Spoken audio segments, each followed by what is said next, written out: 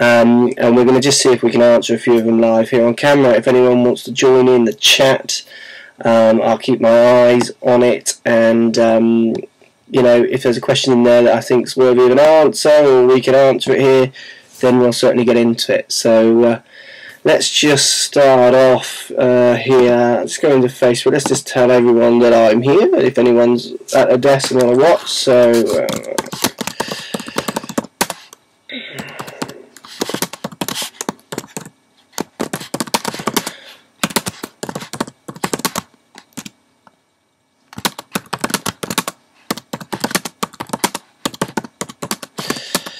come and check it out. Let's give him the URL here.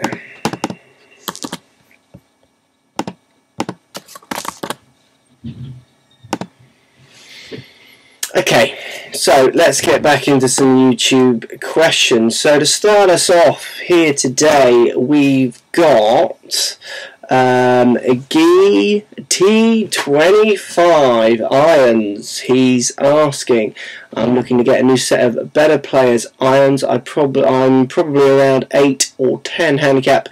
Which ones are your favourite, or what would you suggest? Better Players irons, things to check out, in my opinion. MP53 from Mizuno. Their clubs I use. You've got a medium cavity on those, but you get a Better Players kind of profile, so it's a good looking iron. It's forged, it's soft, so you won't get loads of distance from this iron, but you get a lot of control. Good workability as well. You can hit it higher and lower, left and right very easily. But that little bit of pocket cavity that you get in the back of them just allows you to generate a little bit better launch, maybe on a longer iron. So depending on how high you hit it, there's something certainly to look out for. AP2, very popular, Titleist AP2 for the Better Player. Similar to the 53s, they're decent looking, but they've got a little bit of cavity on the back and weighted at the bottom, certainly helping the longer irons. Tailor-made CBs, like them, again similar to the other two, and I do really like the Ping S56 as well. So there's a few suggestions for you to try. I've done reviews on all of those, and I've done reviews I think comparing most of those. So if you just type that into your search engine or into YouTube, any of those irons or combinations of those irons, you'll probably see me doing a few comparisons. You'll get a direct comparison of them. For me, personal favourite 53s. I just love the chrome finish. I love the combination of the bladed appearance from the top side, but with that little bit of cavity in the back as well. I like that combination. So MP53 is certainly one of my favourites. Hopefully GT25 will get to see this at some point, because I think these videos are recorded and go into my videos. So you know, if that helps, let me know. If you try, and let us know. Be interested to hear what you've got to say.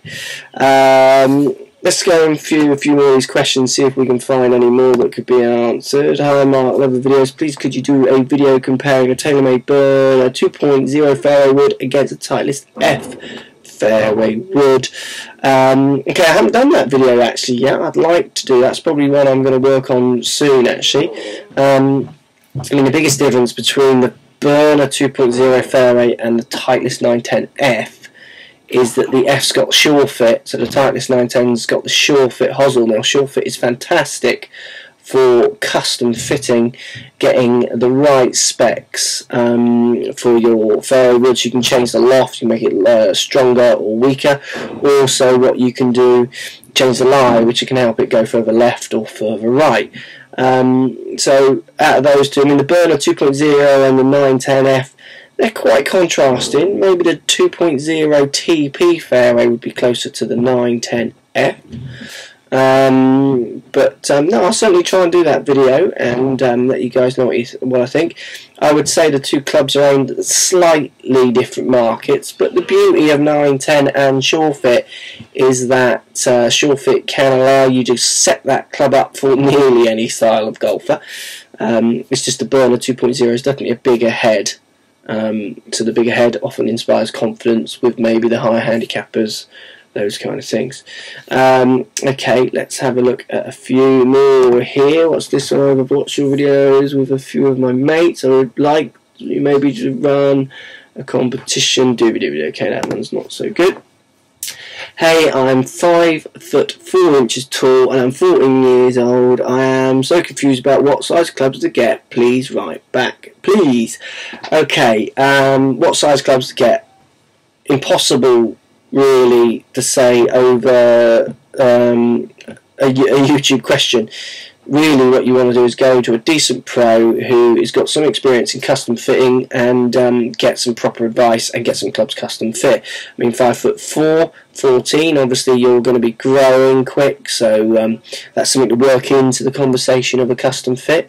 Also, what you got to think about, obviously you're going to have to change the lie, so the lie of the club, that's going to have to be flattened, so the lie angle of the club will be flattened for 5'4", otherwise that club's never going to sit on the ground. But it's subject to your power, it's subject to how long your arms are, how short your arms are, those kind of things. So biggest advice, I mean, from 5'4", you're going to need shorter, you're going to need flatter clubs. But how long do you want them to last? I mean, you're going to change them every year at 14, you know, 15, 16, next year, year after, you might be 6 foot. So go to a decent pro who's got some decent launch monitors who will help you get the right ideas of how to custom fit those. That is what I would say, definitely. Help with my swing, much appreciated. Okay, well, we're actually going to do videos for these guys. I've got some videos coming to help you with your swing, so we will get into these ones. Don't worry about this one, we'll come back to this. Tips. You have some great videos. Do you have any tips or drills for getting a more consistent golf swing? Thanks for your time. Now that's an interesting question. I mean, it's such a broad question, isn't it? Do you have any tips for getting a more consistent golf swing? Practice more. Get some decent lessons where a pro will give you some decent drills, stroke ideas of what your faults are in your swing, so you can get out there and practice them to become a more consistent golfer. It's all to do with the amount of time you put in. It's to do with the amount of quality time you put in to get more consistent. So it's not just about going on a range and hitting ball after ball after ball. You got to be going on a range and hitting balls after balls while working on constructive, positive ideas that will help your golf. So really, best ways to get a more consistent golf swing: decent lesson, decent swing thoughts in your head, and then practice them and drill them as much as possible. That's how you're going to get as consistent as possible. Funny question there, that one, I think. I wish there was a real concise answer to that one, because I'll bottle it and sell it. Hey Mark, love the videos. Been looking at replacing my irons. I currently have the Titleist 710 CBs, and I'm looking at the new Mizuno MP63 irons. We're also looking at the 68. Just wondering if you could let me know which is similar to the 710 CBs, and maybe let me know your opinion on which would be better for a player like me. I am currently playing off 2 handicaps. Thanks for keeping on great videos. Okay, Josh B1001. Now, all those irons you're talking about are quite similar. I would say the MP68s would have the most distinct feel out of those two. So for the 710 CBs to the 63s are going to feel very, very similar. The 63 will be slightly, well, they're going to be similar. I was going to say slightly easier to hit, but I don't think it will. The 710 CB, that little cavity on it, will make it very similar in its feeling and its performance to the MP63 irons. The 68s, on the other hand, though, with that titanium insert on the back, they do feel quite different. So you get a forged, softer head, but they do clip off the face a bit harder, a bit firmer, they feel, than the 63 and the 710s. So definitely need to get on a range and get demoing them, get trying those. The more you can hit with those clubs, get them in your hands, you'll get a much more kind of clear idea of which one might suit your game. They're all going to kind of get, depending on your swing speeds and what kind of bad shot you hit, they're going to generate similar launch angles. It's just the 68s are going to offer maybe a slightly different feel. Sorry, I'm getting that wrong. The 68s are the blades, aren't they? So the 68s are actually going to be the hardest to hit out of those ones. Not, I'm thinking about the 58s I'm mixing them up. So, I mean, it'll be a bit of a jump to the 68s from the CBs and the 63s. The jump to the 68s will be a little bit of a jump. So I would say 63 is most similar to the Titleist. 68 is going to hit the ball a little bit lower, a bit more penetrating flight on them, but obviously much harder to hit when you start getting into longer irons, those kind of things. So it's really subject to your quality of strike on those. But let us know how you get on if you choose one of those or which ones you go for. I'd be interested in knowing, actually. Okay, here are my videos. Okay, we will try and check them out as soon as possible. Hey, I'll watch everything you put on and thoroughly enjoy them. Concisely, okay. TaylorMade R11 driver has a red plug on the bottom one. It's referred to as the ASP, adjustable sole plate. Personally, I strongly believe this is a bunch of rubbish. BS here in the States, okay? Yeah. However, I do want to I don't want to misjudge it. Could you possibly test the club by making adjustments of the ASP using your natural swing and prove this is to be realistic or not? I really hate being done over by technology hype like this one. Okay, this is a good question. I like this one. Definitely going to do a video on this. I want to get into this. I want to hit some more shots. I mean, I've tried the red sole plate and adjusted it at the bottom. It makes a difference. It doesn't make as big a difference as some other clubs. But the thing with the R11 is that there are so many adjustable weights on it that just that sole plate on its own doesn't make a massive difference. But if you start syncing it with the neck, so that adjust the lie slightly, also the plugs on the outside, so you got the weighting on the heel and the toe, then it really starts to make a difference. So definitely we'll get in that. It's more complex than just the adjustable sole plate. I do think the adjustable sole plate is just a very clever marketing, not gimmick, because it does work, but it's everything. It kind of sums up what TaylorMade are about, really. It's all about twists and turns and nuts and bolts for them. Out of all the fitting systems, I do prefer the Sure Fit. Sure Fit is so much more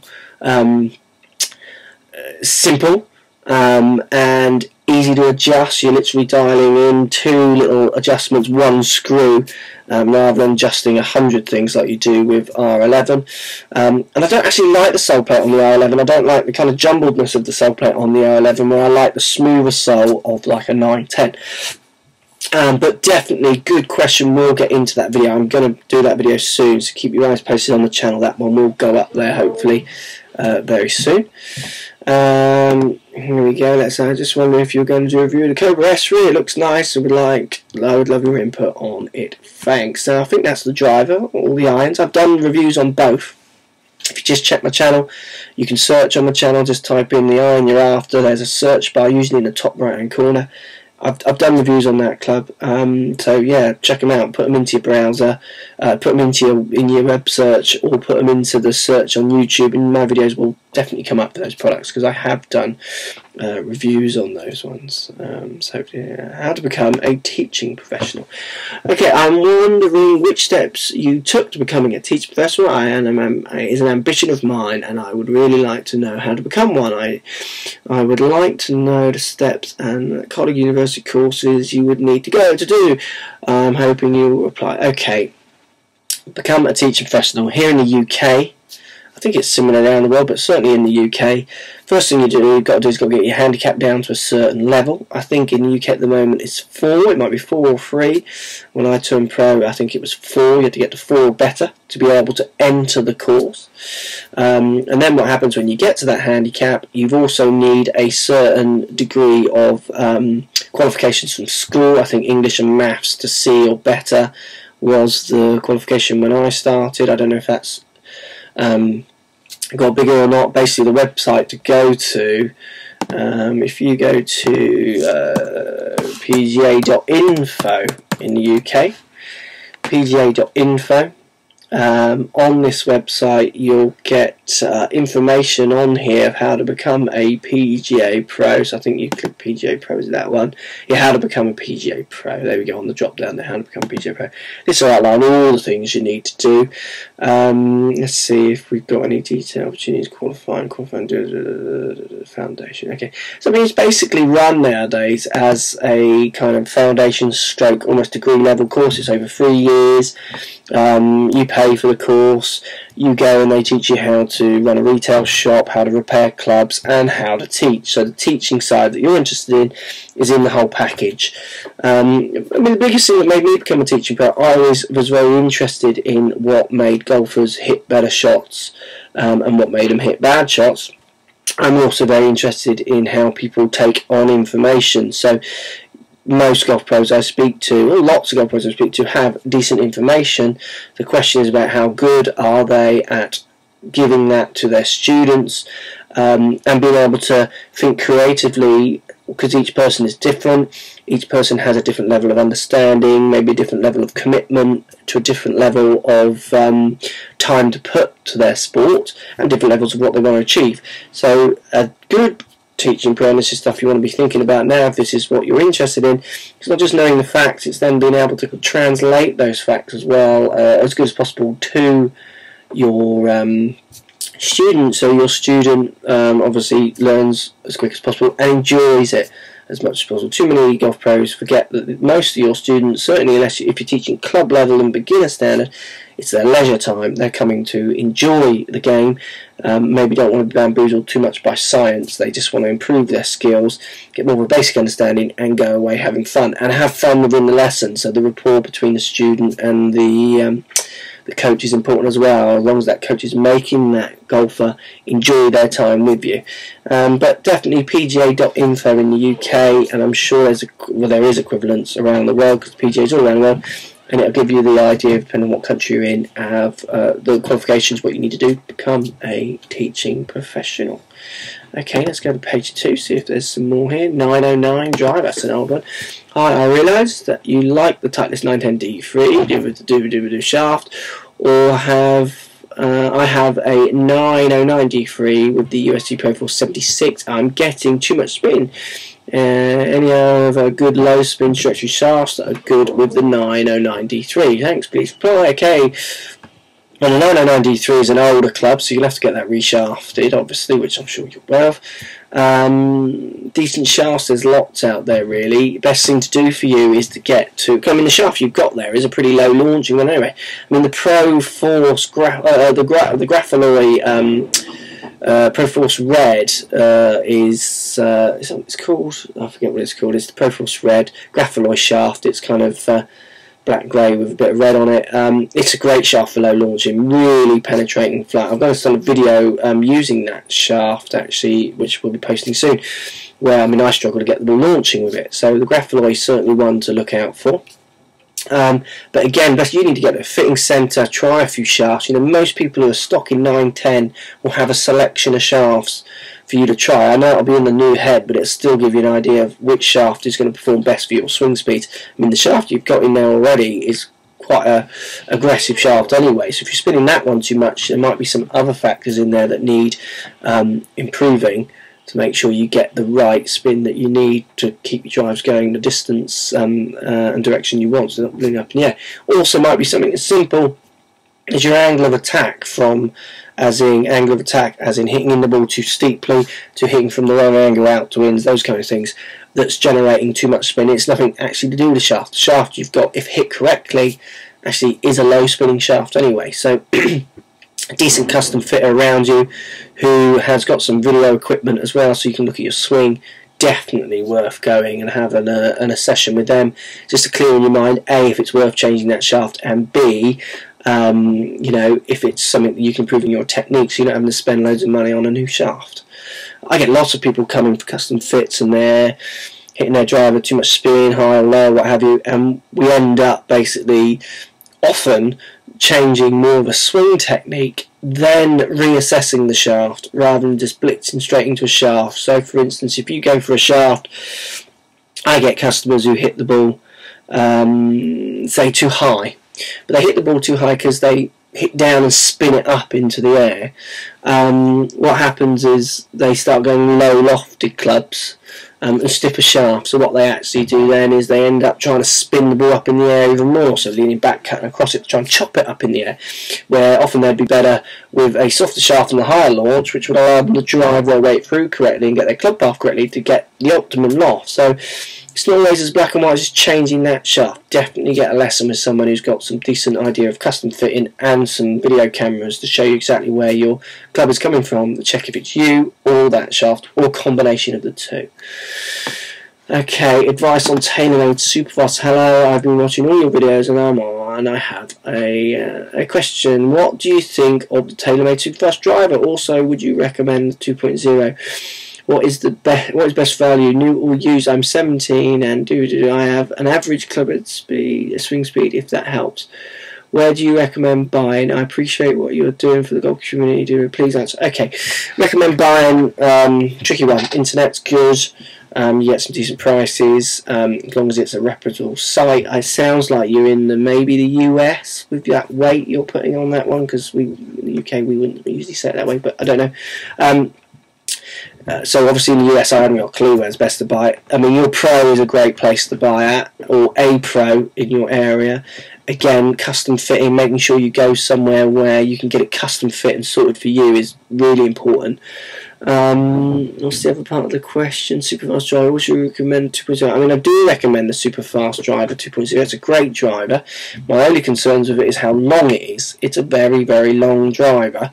So what happens, depending on your height and depending on what control you've got of your swing, the longer club makes it harder maybe to hit as many fairways as you want unless you have got some level of control. So I think there's drivers out there that might give you better direction, but the Superfast looks flying in the right, looks really good, and also it's good for distance because it is long and very light, but it's also a little bit unwieldy. It's hard to control when it's that length. So maybe compare it up to something like the JPX Mizuno would be a good one. I like the Ping. The Ping drivers at the moment, there's two out there, K15, G15 I think it is. They're both worth a hit as well, good drivers. So yeah, let us know what you come up with. Okay, next one. Hi, my name is Carlos. Hello, Carlos. I live in Mexico. Wow, I'm looking to buy a new set of Mizuno irons, but not quite sure which ones to get. I'm normally between a 13-15 handicap, depending on how frequently I play. I just got a set of 200s, MX200s, but didn't fit my game. I guess I am a field player and feel these clubs didn't give me enough feedback. It's interesting because they are forged. So I'm now looking at the 58s or the 53s, but the problem is there is no one in Mexico that carries them. Okay, would you know? I would like to know what you recommend would be between these two irons. Do the MP53s have a good feel as the 58s? Well, yes, they do. The 53s and the 58s feel similar. I'd say the 53s feel maybe slightly softer with the new diamond muscle, all those kind of things. I don't really need any more distance. Okay, so he's giving me his distance there. Okay. My preference out of those two irons is the 53. I use it. The 58 is good. It's got a slightly different feel with the fact that it's got the it's got that titanium insert, the 58 in the back, so it does feel quite clippy off the face sometimes, maybe not as soft as some of the others. I do like the feel of the 53s better than the 58s for me, so I would certainly say on those two, the 53s I think it's a better iron. Also, I think the 58 will go out of the range much quicker than the 53, so absolutely trying them would be or going for the 53s I think is a more modern, forward-thinking, modern technology kind of club for you. So definitely the 53s for me. Okay guys, thanks for watching. I'm out of time now, but I'm going to try and do a few more Q&As. Hopefully this is of some help to some of you guys. Thanks for watching. I've got lots of new videos coming up, so I'll post them shortly, and we will see you again soon. Thank you all for watching.